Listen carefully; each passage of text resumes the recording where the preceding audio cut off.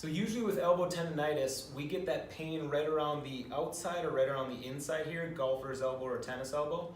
An active liftoff is a really good exercise to start using that tissue without much load, okay? So what we wanna do is I'm going to stretch my anterior side of my forearm here by bringing my shoulder forward and locking on my elbow.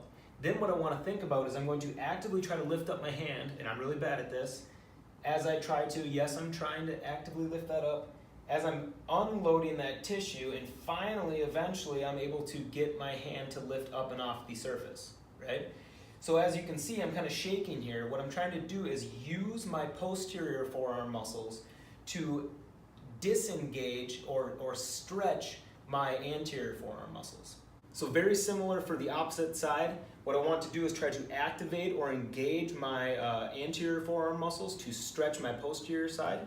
Putting the back of my hand on the surface, we're going to stretch that posterior side as far as we can go. What we want to think about with this one though is I want to act like I'm trying to get the back of my knuckles off the surface, because I should always be able to move my fingers. That superficial digitorum is very easy to engage.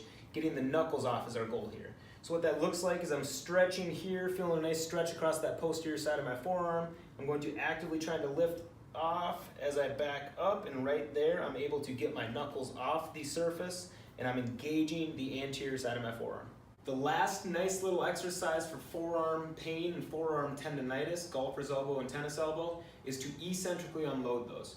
So what we want to do, if I'm eccentrically unloading my posterior forearm here, is I'm going to bring that all the way into as short as those fibers can go. So activating those, hold that, press down with the opposite hand to try to push that hand down, but I'm going to resist with these muscles, letting this hand win. Okay, so we're eccentrically unloading, I'm pushing down with my left hand, right forearm is resisting that motion, but letting the left one win.